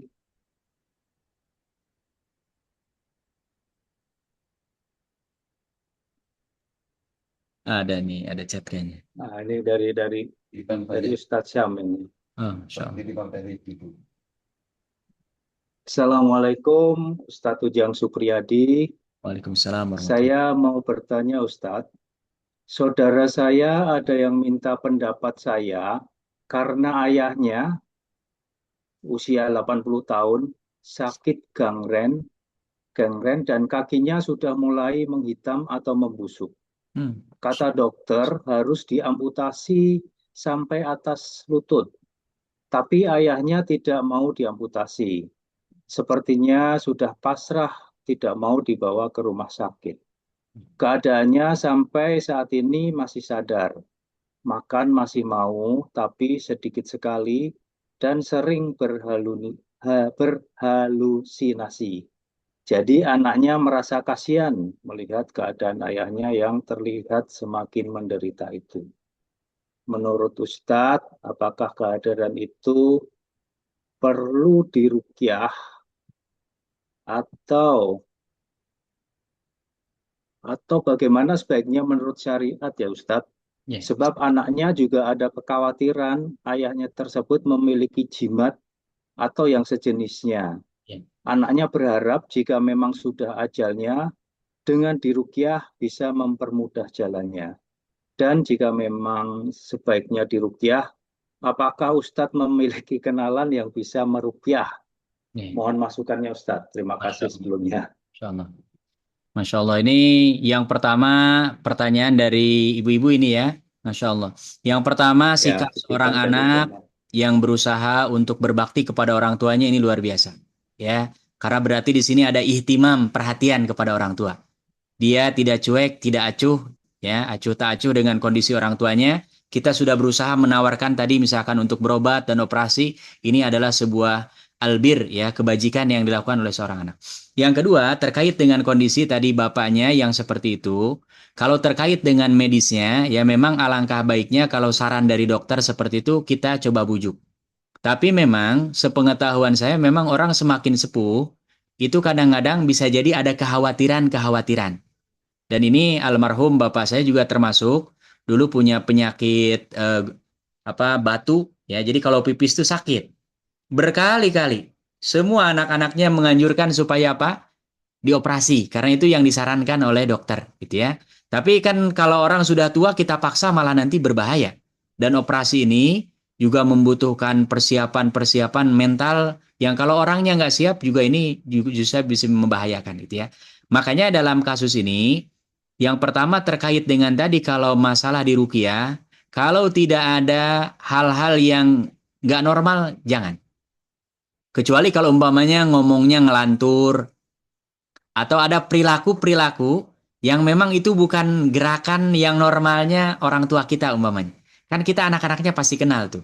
Karena di antara ciri orang yang dikendalikan oleh jin, atau istilah orang kitanya orang kesambet, itu pertama dari ucapannya gak normal orang itu yang ngomong. Kenapa? Karena seluruh tubuhnya termasuk ucapannya pun sudah dikendalikan oleh apa? Oleh jin, ya. Jadi kalau tidak ada tanda-tanda ke situ, saran saya memang jangan sedikit-sedikit diruqyah. Karena apa? Nanti ruqyah ini di satu sisi memang disyariatkan, tapi di sisi lain ini juga bisa bahaya terkait dengan keimanan kita. Karena tidak sedikit yang setelah diruqyah sembuh, oh Ustadz ini nih memang ahlinya, bahaya itu. Ya, padahal hakikatnya yang memberikan kesembuhan adalah siapa? Allah Subhanahu wa taala. Dan itu tidak sedikit, ya. Karena apa? Orang sudah berobat ke sana, pas di ruqyah cuman dibacakan, dipegang ujung jempolnya ditotok-totok begini, malah sembuhnya. Kadang-kadang ada ungkapan, oh iya Ustaz ini jago juga. Nah, itu bahaya. Padahal harusnya ini alhamdulillah ada kesembuhan dari Allah. Bahkan ustaz-ustaz yang meruqyah itu bahkan sebelum meruqyah sudah mengingatkan bahwa ini adalah ikhtiar, ini wasilah, sisanya kita bertawakal kepada siapa? Kepada Allah Subhanahu wa taala. Nah, kalaupun nanti memang pamannya yang dilihat dari orang tuanya ada indikasi ke sana, ya, maka juga jangan ditunda-tunda. tapi tetap karena ini orang tua dan pesihisnya orang tua harus diperlakukan bahwa itu orang tua kita. Jadi setahu apapun kita, tetap itu orang tua kita menganggapnya kita ini anak. Ya kan? Jadi orang tua kita walaupun nggak lulus SD, kita umpamanya lulus S3, ya kan? Tetap dalam pandangan orang tua kita ini adalah apa? Anak. Nggak boleh kita memperlakukan seperti, makanya kita, Pak, saran saya ini. Nah, kalau ada umpamanya libatkan orang ketiga, yang mana orang tua ini, orang tua kita, kalau ada saran, ada apa, masukan, mau dengar. Bisa tokoh masyarakat, atau kalau masih ada kakaknya, adiknya, atau siapa misalkan. Nah, itu bisa sampaikan lewat situ, supaya apa? Baik ketika nanti umpamanya berobat, atau diruqyah, nggak ujuk-ujuk ya. Saya beberapa kali bahkan menolak untuk meruqyah, karena datang tiba-tiba misalkan. Atau orang pegel-pegel dikit, tolong ruqyah. Karena boleh jadi justru malah karena kecapean atau apa, datang aja ke tukang pijit ya kan. Karena apa, nanti khawatir kalau over, ini seolah-olah semuanya urusan bisa selesai dengan apa, ruqyah. Ya, tapi kalau tadi nanti ada indikator ya, boleh nanti sampaikan ke Ustadz Syam, mungkin nanti saya ada yang tahu misalkan daerah mana, tapi terbatas mungkin di mana. Kalau kayak di Jakarta ada sebetulnya ruqyah center, termasuk senior saya, guru saya di Lipia juga, beliau termasuk ketua asosiasi juga peruqyah di Indonesia, ada Ustadz Junaidi, ya kan, itu sudah lama sekali beliau membidangi ini, bahkan punya ruko, punya orang untuk klinik datang ke situ, ya kan, bisa datang. Hanya mungkin kalau di daerah-daerah, mudah-mudahan nanti kalau saya sounding share ke para ustadz-ustadz ya, mudah-mudahan nanti ada yang bisa bantu. Karena apa? Kalau betul memang ada gangguan seperti itu, sayang-sayang juga dan kasihan juga kalau umpamanya dibiarkan. Dan saya secara pribadi ada pengalaman, Bapak Ibu yang dirahmati Allah, ada kawan di daerah Cilandak Timur yang anak-anaknya sama curiga kalau orang tuanya ini ada hal-hal yang non medis, dan itu kelihatan karena ketika diperiksa ke dokter ya perutnya tuh menggelembung terus gitu, tapi begitu di rongsen nggak muncul ini penyakitnya apa gitu ya, sampai akhirnya semua anaknya bermusyawarah ya, makanya saya sarankan musyawarah semua anggota keluarga, kemudian yang tidak kalah penting istikharah ya kan, akhirnya mereka curiga bahwa ini ada yang hal non medis, dan ternyata setelah diskusi dengan orang tuanya minta izin supaya diruqyah gitu ya, akhirnya kita datang ke rumahnya dan ternyata sebelum diruqyah saya tanya-tanya, ngobrol, ibu gimana ini ceritanya, dan berceritalah di situ bahwa ternyata ibu ini dulu jualan. Kemudian karena jualannya sepi, akhirnya datang ke Cirebon dengan suaminya waktu itu masih ada, wallahu ta'ala sekarang sudah, karena dua-duanya sudah sepuh atau enggak gitu ya. Nah, kemudian cerita dipasang susuk di hidungnya, kata yang memasangkannya ini saya nggak tahu apakah dukun atau apa. Katanya, ibu nanti setiap kali ada orang lewat di depan toko ibu, lihat ini ke hidungnya ada susuk ini, maka mereka yang tadinya nggak niat beli akan beli. Gitu. Nah, maka dipasanglah di situ. Nah, ini termasuk yang tidak boleh. Ini termasuk perbuatan syirik. Dan akhirnya yang lebih menyedihkan lagi, Bapak Ibu yang dirahmati Allah Subhanahu wa taala, saya tanya ke ibu itu, rahimahullah, semoga Allah merahmati karena beliau sudah meninggal ini, ya, dan saya tidak menyebutkan namanya, tidak menyebutkan ciri-cirinya, tapi untuk sama-sama kita ambil pelajaran. Kata ibu ini, dagangannya juga nggak laku. Saya bilang, ya Allah, khasira dunya wal akhirah. Kalau begini kita rugi dunia dan rugi akhirat. Kalau umpamanya dia dapat duit banyak triliunan, atau kayak kemarin dapat 100 kilo gitu ya, punya di rumahnya emas, ya mungkin ya walaupun dunia dibandingkan dengan akhirat nggak ada apa-apanya. Ya akhirnya saya izin kepada anaknya supaya ibu ini perbanyak istighfar. Saya bilang lepaskan keterikatan-keterikatan. Bahkan hukum asalnya, kalau orang ini tahu di mana dia dulu memasukkan dan masih ada orangnya, minta supaya dikeluarkan dulu. Itu kalau memang benar-benar seperti itu. Dan akhirnya apa? Setelah diruqyah, saya pulang dari daerah Krukut situ, Depok, nyampe depan Kementerian Pertanian, saya ditelepon, saya lihat di HP, ternyata anaknya yang tadi minta diruqyah dan qadarullah meninggal. Itu karena bisa jadi ada ikatan-ikatan seperti ini, khususnya apalagi tadi ya, kita memasukkan berinteraksi dengan jin, ini juga termasuk bisa menghambat ketika kita nanti hendak pulang menghadap Allah Subhanahu wa taala. Dan yang lebih paling berbahaya adalah kita bertawakalnya bukan kepada Allah, tapi kita bersandar, oh karena ditolong oleh jin ini, oh karena ada bantuan ini, oh karena cincin ini, oh karena kalung ini, oh karena anting ini. Nah, ini yang tidak boleh sama sekali, karena kita orang-orang beriman, prinsipnya adalah la haula wala quwata illa billah. Senantiasa bersandar kepada Allah. Jadi itu sementara jawaban yang bisa jawab. Nanti kalau umpamanya memang ada indikasi yang tadi disampaikan, ungkapan yang aneh-aneh, atau hasil rongsen ternyata nggak ada indikasi penyakit yang secara medis normal gitu ya. Nah, kalau ada mudah-mudahan nanti bisa di mana mungkin ada kalau memang ingin dilakukan ruqyah gitu ya. Wallahu taala ala wa alam, mudah-mudahan terjawab. Baik, terima kasih Ustadz Ujang. Demikian Ustadz Samje. Baik, kami lanjutkan. Rekan-rekan yang lain silakan kalau ada yang mau ditanyakan. Alhamdulillah, ada ini. Monggo. Fadal. Silakan. Masih di mute. Silakan siapa yang mau bertanya, Pak? Assalamualaikum warahmatullahi wabarakatuh, Ustaz. Waalaikumsalam warahmatullahi wabarakatuh. Ahlan wa sahlan. Ahlan wa sahlan. Tafadhal, silakan. Iya, karena penjelasannya panjang jadi lupa mau nanya apa. Enggak gini, Tat, apa masalah tawakal. Kadang kan kita sudah berikhtiar, terus kemudian bertawakal, kemudian tak kunjung tiba. Kadang kan ada ragu di hati nih, Tat. Gimana untuk kiat-kiatnya lah, artinya untuk mengikis keraguan-keraguan di hati kita, kira-kira gitu, Tat. Masya Allah. Assalamualaikum warahmatullahi wabarakatuh. Waalaikumsalam warahmatullahi wabarakatuh. Ketika kita ada keraguan-keraguan apalagi terkait dengan Allah, dengan janji-janjinya, dan itu terbesit dalam pikiran kita, segera perbanyak baca istighfar. Ya, kita minta ampun kepada Allah. Dan yang kedua, dalam pembahasan akidah, keyakinan kita, orang-orang yang beriman, akidah Ahlussunnah wal Jamaah, semua yang Allah takdirkan untuk orang-orang beriman, pasti itu yang terbaik. Bukankah Bapak Ibu, pencapaian yang kita anggap terbaik hari ini, boleh jadi berapa 5-10 tahun yang lalu itu yang justru kita khawatirkan.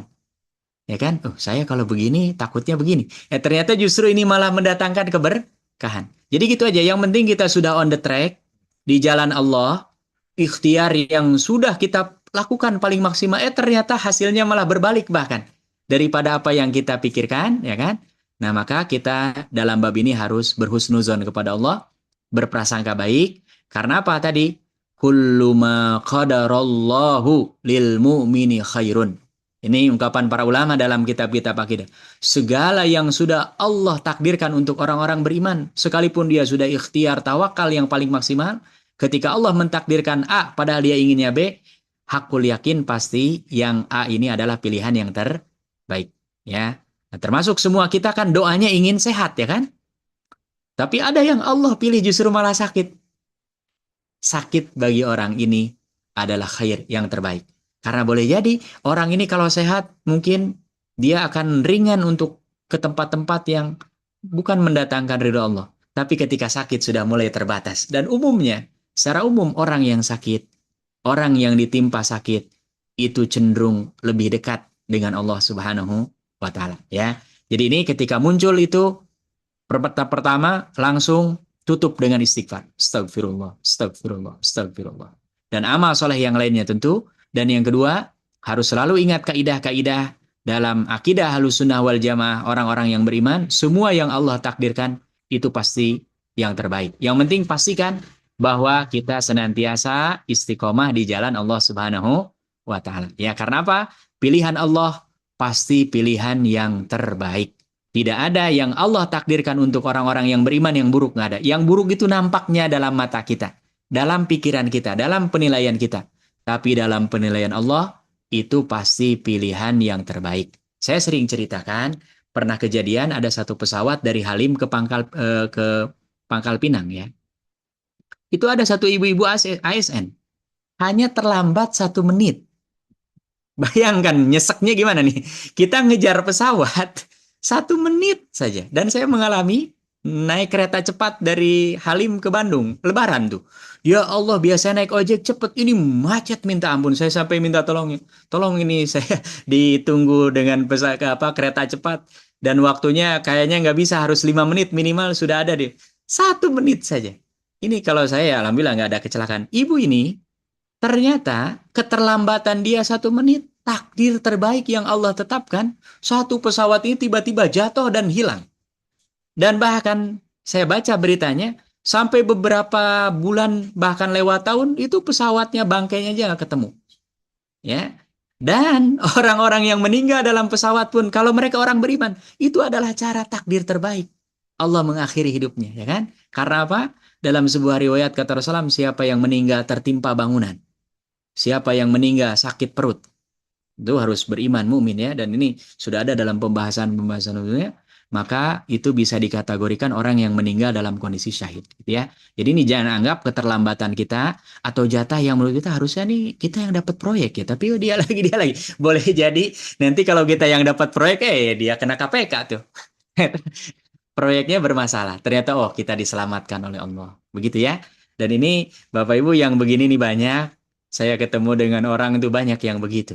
Dulu yang dia sesalkan, ternyata Masya Allah, itu cara Allah menyelamatkan dia dari takdir-takdir yang buruk, tapi dia dulu menganggapnya, oh ini seolah-olah adalah Allah tidak menepati janjinya, dan harus ingat, ulang-ulang ayatnya, Innallaha la yukhliful mi'ad. Allah tidak pernah mengkhianati janjinya. Pasti ya. Hanya janjinya terrealisasi seperti apa yang kita bayangkan atau tidak. Nah itulah memang ujian kita di dunia ini. Kadang-kadang tidak semua yang kita inginkan, kita cita-citakan, kita harapkan terwujud seperti yang kita mau. Tapi harus yakin, semua yang Allah pilihkan takdir terbaik untuk kita, itu pasti pilihan yang terbaik. Wallahu ta'ala ala wa'ala. Mudah-mudahan Pak Dimas terjawab ya. Syukran Ustaz. Syukran Apa? Pak Sri. Barakallah. Baik, terima kasih Pak Insya- Ustadz, terima kasih Mas Dimas. Baik, mungkin kalau ada lagi, satu lagi kalau ada.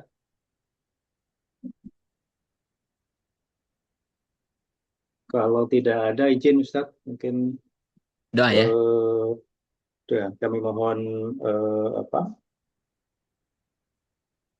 doa penutup ya Ustadz ya. Ya. Ustadz Ujang ya. Ya. Terima kasih. Baik, Masya Allah. Jazakumullah khairan. Mari Bapak Ibu yang dirahmati Allah, kita akhiri majelis taklim kita pada malam hari ini dengan sama-sama berdoa. Doa untuk diri kita masing-masing, pasangan kita, keluarga kita, seluruh kaum muslimin, muslimat, bangsa kita, negeri kita, semuanya.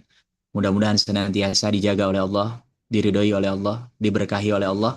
Dan yang paling penting mudah-mudahan kita semua istiqomah. A'udzubillahi minasyaitonirrajim. Bismillahirrahmanirrahim. Alhamdulillahirabbil alamin. Allahumma hamdan syakirin, hamdan na'imin, hamdan yuafi ni'amahu wa yukafi'u mazidah.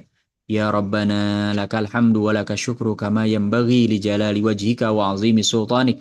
Allahumma salli ala Muhammad wa ala ali Muhammad kama sallaita ala Ibrahim wa ala ali Ibrahim innaka Hamidum Majid.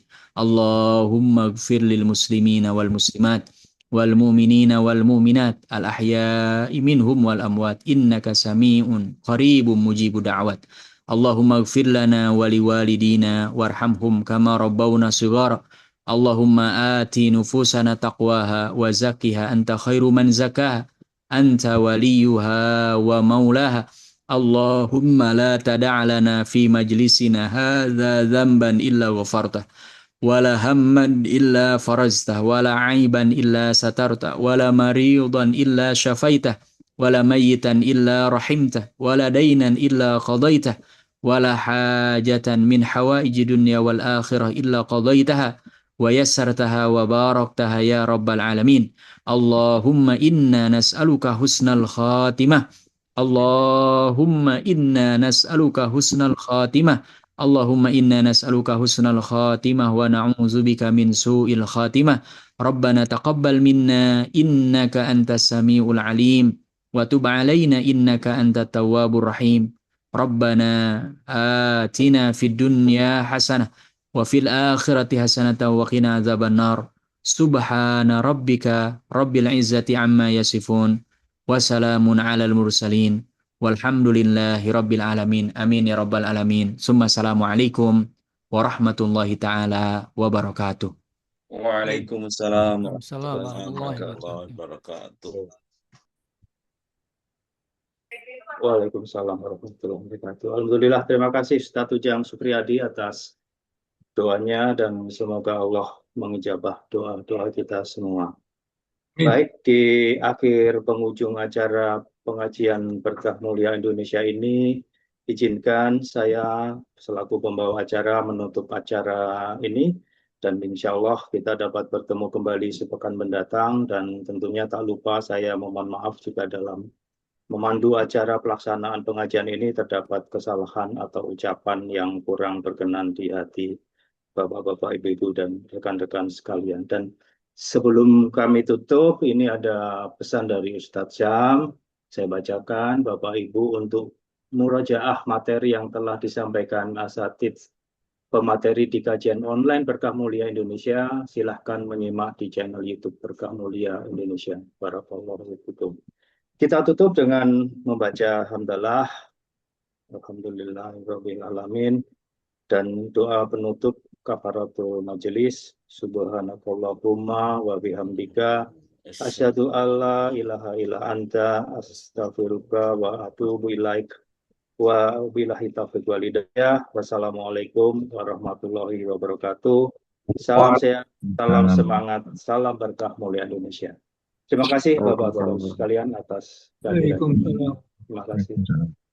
Assalamualaikum warahmatullahi wabarakatuh. Live, Bapak-Bapak.